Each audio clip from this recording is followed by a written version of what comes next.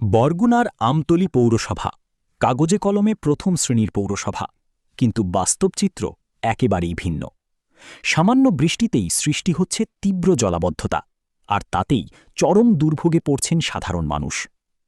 পৌরসভার ৩ নম্বর ওয়ার্ডের খোন্তাকাটা এলাকা এখন যেন স্থায়ী জলাবদ্ধতার এক করুণ উদাহরণ। একটু বৃষ্টি হলেই রাস্তায় জমে যায় হাঁটু সমান পানি। এতে করে এলাকার প্রায় ২০ থেকে ২৫টি পরিবার প্রতিনিয়ত ভোগান্তির শিকার হচ্ছেন। সবচেয়ে বেশি কষ্টে পড়ছেন শিক্ষার্থীরা।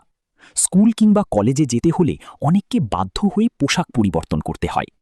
পানির মধ্যে দিয়ে হেঁটে যাওয়ার ফলে তাদের কাপড় ভিজে যায়, যা তাদের জন্য একদিকে যেমন অস্বস্তিকর, তেমনি বিব্রতকর পরিস্থিতিও তৈরি করে। শুধু তাই নয়, যাতায়াত ব্যবস্থাও হয়ে পড়েছে খুবই বিপর্যস্ত। রিকশা, ভ্যান সহ কোনো যানবাহনই স্বাভাবিকভাবে চলাচল করতে পারছে না। কোথাও রাস্তা ভাঙা, কোথাও ডুবে আছে পানির নিচে, ফলে বাড়ছে দুর্ঘটনার ঝুঁকি। স্থানীয়দের অভিযোগ, দীর্ঘদিন ধরে ড্রেনেজ ব্যবস্থার কোনো উন্নয়ন হয়নি। কোথাও ড্রেন নেই, আবার কোথাও থাকলেও তা অকার্যকর হয়ে পড়েছে।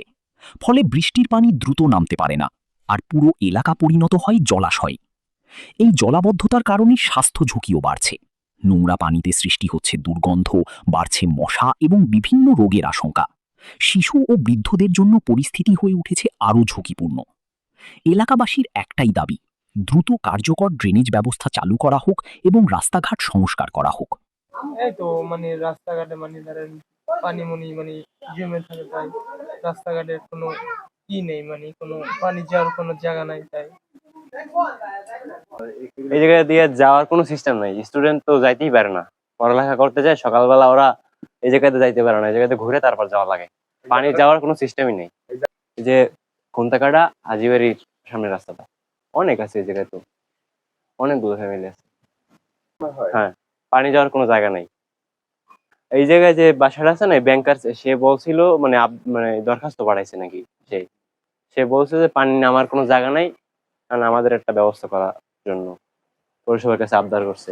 দৈনন্দিন চলাচলে বাজার কিংবা স্কুলে কিংবা কোথাও যদি বেড়াতে যাওয়া, তো নতুন পোশাক কিংবা হাঁটা চলার ক্ষেত্রে খুব সমস্যা তৈরি হচ্ছে। যেমন নতুন পোশাক পরে গেলে তো ময়লা ধুলাবালি, তারপরে এই জায়গাতে নামাজ পড়তে যাওয়া যাচ্ছে না, ময়লা ময়লা পানি লাগতেছে, ময়লা মাটি লাগতেছে, নানা নানা সমস্যা। তাছাড়া মশার তো সমস্যা আছে।